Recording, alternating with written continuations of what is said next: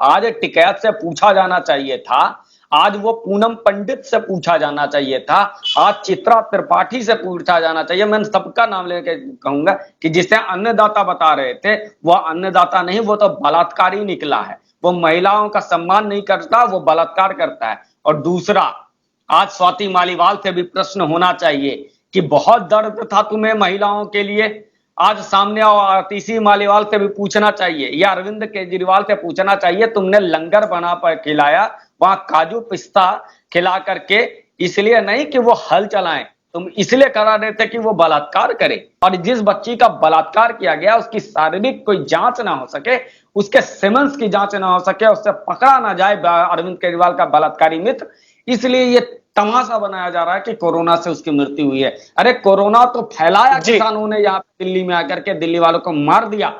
और जब बेचारी का बलात्कार हुआ, जब खबरें सामने आ गई, तो आज कहते हो कोरोना से उसकी मृत्यु हो गई है। ये इंटरप्रिटेशन करना बंद करे। ये भांड मीडिया और केजरीवाल के गोद में बैठी हुई रखेल मीडिया, इन सबको कहना चाहूंगा कि अब ये सच्चाई सामने आना चाहिए। एक महिला आज भी बलात्कार हो रहा है, और बेशरम यहाँ की जुडिशरी, बेशरम यहाँ का मीडिया क्योंकि केजरीवाल जैसे नरभक्षियों से या राजदीप सरदेसाई जैसे गिद्धों से आप ये उम्मीद नहीं कर सकते हैं कि इस विषय पे चर्चा करेंगे। तो हमें और आपको अगर के पूछना पड़ेगा इस सिस्टम से, इस न्यायपालिका से, इस न्यायपालिका से हमें पूछना पड़ेगा कि आप बताइए कि बलात्कार वहां हो रहा है और आप उसको कैसे वहां इजाजत दे सकते हैं वहां रहने के लिए। इसलिए अब एक्सपोज हो गया। अच्छा, सबसे मजे की बात, अरविंद केजरीवाल जो पूरे देश पे कुछ भी हो जाए तो ट्वीट ट्वीट करते हैं। सुबह चिड़िया बीट करती है और अरविंद केजरीवाल सुबह सुबह ट्वीट करता है, दोनों मल ही निकालता है दोनों। तो उसे भी बताना पड़ेगा कि आज ताहिर हुसैन जब कोई दंगा करता है तो वो आम आदमी पार्टी का निकलता है, जब कोई ऑक्सीजन का ब्लैक करता है तो वो आम आदमी पार्टी का निकलता है, जब कोई दवा का घोटाला करता है तो वो आम आदमी पार्टी का होता है, आज जब बलात्कार करता है तो वो आम आदमी पार्टी का होता है। कि तुम पार्टी चला रहे हो या देश में गुंडा तंत्र चला रहे हो, तुम पार्टी चला रहे हो या क्रिमिनल का कुछ एक ग्रुप चला रहे हो, या राजनीतिक पार्टी है या अपराधियों का पार्टी है। शाहीन बाग के साथ तुम खड़े हो, तुम जेएनयू के साथ खड़े हो, तुम जामिया में बसें जलाते हैं और उसको बचाने के लिए तुम्हारा ये 2 टके का उप मुख्यमंत्री दिल्ली पुलिस पे आरोप लगा देता है कि दिल्ली पुलिस बस जला रही थी और आरोपियों को बचा लेते हो। ताहिर हुसैन जज के घर छत पर हजारों लीटर एसिड और पेट्रोल बम रहता है, उसको बचाने के लिए ये 2 कौड़ी के हिंदुस्तान की भांड मीडिया ये कपिल मिश्रा पे आरोप लगा देती है। एक मुस्लिम लड़का, एक लड़का जो मंदिर में जाकर के शिवलिंग पे पेशाब कर रहा था डासना पे, उसे अगर पीटा जाता है तो हाई तौबा मचाने लगता है विदेशी मीडिया। आज बंगाल में इतने लोगों की हत्या हो गई और आज किसान जिसे अन्नदाता अन्नदाता बताया जा रहा था, उस अन्नदाताओं ने मिलकर के एक महिला का बलात्कार किया। कहां है ये लोग जी? पहला सवाल तो मेरा यही रहेगा कि एक लड़की का रेप हो जा रहा है किसान आंदोलन में, इसको किस तरीके से देखते हैं, इस पर क्या कहना चाहेंगे? और निकल के आ रहा है कि 4 किसान नेताओं ने रेप किया है और 2 आम आदमी पार्टी के नेताओं का भी नाम आ रहा है इसमें। देखिए, ये तो पहला मामला है जो सामने आया है। आप याद कीजिए फरवरी महीने में आसपास के लोगों का गांव, मैं खुद गया हुआ था, आधे घंटे का रास्ता मुझे 2.5 घंटे में लगा था पहुंचने में। और उसके बाद वहां पे गांव वाले बताते थे कि शाम को यहाँ दारू पी करके बेचते हैं। ये कुछ बातें सामने में आई थी सोशल मीडिया में, यदि अगर आपको याद होगा तो। और वो उस वक्त भी कई ऐसी अफवाहें के बताया गया, लेकिन वो सत्य घटनाएं थी कि वहां पर बलात्कार हो रहा था। क्योंकि अभी जो ये जो लेफ्ट लिबरल मीडिया है, ये अभी केजरीवाल को बचाने में लगी हुई है कि दिल्ली में जो इतने मौत हो रही है उसके लिए केजरीवाल पे आरोप ना लगे, मोदी पे सारा आरोप डाल दो। इसलिए ये वाला खबर सामने आ गया। ये जो जिनके जो खैराती मीडिया हैं, ये इस बात को दबा नहीं पाए। और ये पहली घटना नहीं है, मैं आपको रोहन बार बार बताना चाहता हूं, इसके पहले कई ऐसी महिलाएं वहां पर बोली कि मेरे साथ छेड़छाड़ हुआ, मेरे साथ अभद्र व्यवहार किया गया, मेरे साथ गलत व्यवहार किया गया, बलात्कार किया गया। अच्छा, अब जिसे कहा जा रहा है, जिसे याद कीजिए कि जब लोग कह रहे थे कि ये दंगाई हैं, ये खालिस्तानी हैं, ये उत्पात मचा रहे हैं, ये यहाँ पर मंडियां चलाते हैं पंजाब में, और यहाँ पे किसान बन जाते हैं। तो ये जो खैराती मीडिया है हिंदुस्तान की, वो लोग कहते थे, और जो जितने भी ये शाहीन बाग वाले जितने थे, जो आंदोलन जीवी प्रधानमंत्री जी ने जिनके बारे में कहा था, ये आंदोलन जीवी कह रहे थे कि आप अन्नदाता को गाली दे रहे हैं। और ये बहुत अच्छा विषय उठाया है कि अब अरविंद केजरीवाल को पूछना चाहिए, तुमने फ्री का लंगर में क्या खिलाया, तुमने फ्री वाईफाई में जी ऐसा जी जी कौन सा वीडियो दिखाया जिसके कारण ये बलात्कार हो रहे हैं। इसलिए अरविंद केजरीवाल, तुम्हें अब जवाब तो देना पड़ेगा। जी जी सर, मैं एक चीज आपसे जानना चाहूंगा, क्या जो ये अरविंद केजरीवाल जी हैं, इन्हीं की पार्टी से दंगई भी निकल के आ रहे हैं, इन्हीं की पार्टी से ऑक्सीजन ब्लैक करने भी निकल के आ रहे हैं, इनकी पार्टी से रेपिस्ट और घरेलू हिंसा करने वाले भी निकल के आए, तो क्या इन लोगों पर कार्रवाई क्यों नहीं करते आखिर? ताहिर हुसैन जब बिल्कुल सब कुछ सामने था, उसके बावजूद उन पर कुछ नहीं हुआ। इमरान हुसैन निकल के आया, उस पर एक शब्द बोलना जरूरी नहीं समझा इन्होंने। अब जो इनकी पार्टी के कार्यकर्ता नेता निकल के आ रहे हैं, इस पर भी नहीं बोल रहे, जो रेप कर रहे हैं। देखो, सबसे पहली बात, सिर्फ इतना ही नहीं है, सबसे पहला जाली सर्टिफिकेट बनवाने वाला जितेंद्र तोमर, इसका मंत्री था जी जिसने अपना एजुकेशन का जाली सर्टिफिकेट बनाया। इसके एक विधायक ने जी सोमनाथ भारती, जो इसका सबसे दुलरवा है, उसने अपनी पत्नी को मारा घरेलू हिंसा का, जो इसका मंत्री था। इसका एक मंत्री राशन कार्ड बना रहा था, एक महिला को राशन कार्ड के नाम पर उसका शारीरिक दोहन कर रहा था, बलात्कार कर रहा था, यह भी इसके पार्टी का निकला। दिल्ली में दंगे का पूरा प्लानिंग करने वाला आम आदमी पार्टी का था कार्यकर्ता, जिसने शाहीन बाग की पूरी जो षड्यंत्र रचा, वो भी आम आदमी पार्टी का था। आज ऑक्सीजन का जो ब्लैक कर रहा है, ये भी इसका एक मंत्री है।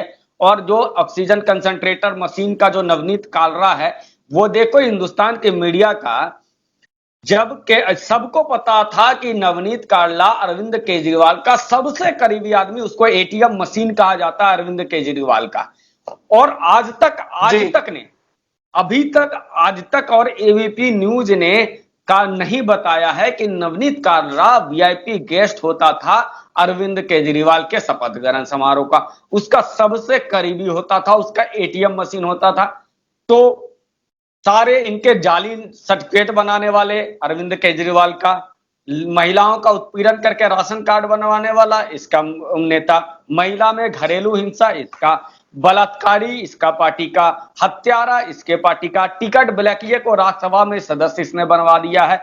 और इन सबके बावजूद ये ईमानदार है, क्योंकि मुफ्त की जो जी होता है ना, एक बात याद रखो, मैंने हमेशा से, आपने भी सुना होगा कि सस्ता रोए बार बार, महंगा रोए एक बार, लेकिन मुफ्त खोरों का रोए घर परिवार। और इस लाइन को भी जोड़ लो, आज यही दिल्ली की सच्चाई है कि मुफ्त की रबड़ी जो दिल्ली वाले ने खाया था, उसकी सजा ये है कि बलात्कारी सत्ता में है, ऑक्सीजन का ब्लैक या सस्ता में है, टिकट ब्लैक या सत्ता में है, और बलात्कारियों को बचाने वाला अरविंद केजरीवाल, उसके पास 600 करोड़ रुपए का जो मीडिया का को बोटी फेंकने का जो उसके पास बजट है, जिसके कारण मीडिया खामोश है। आज ये योगेंद्र यादव आंदोलन जीवी, आज इसे भी पूछना चाहिए आप लोगों को, और आप जैसे लोग ही पूछेंगे, क्योंकि देश की मीडिया से उम्मीद नहीं कर सकते हैं कि ये प्रश्न कर पाए, क्योंकि योगेंद्र यादव, तुम्हारे जी इस किसान आंदोलन में क्या हो रहा है, क्या तुम लोग बलात्कार कर रहे हो? और ये जो चरित्र है ना, ये वामपंथियों का चरित्र है। जेएनयू में यूं ही नहीं कहा गया था कि वहां बलात्कार होते हैं, इन लोगों ने बंगाल में भी बलात्कार किया, केरल में खुलेआम करते हैं, आज वही हाल इन लोगों ने दिल्ली के बॉर्डर का बना दिया गया। एक पहले कोरोना बढ़ पाया, अब बलात्कार की घटना, इसीलिए इन लोगों को अन्नदाता नहीं, अब डंडे मार के पब्लिक भगाए, और इनसे भी, इनको भी भगाए।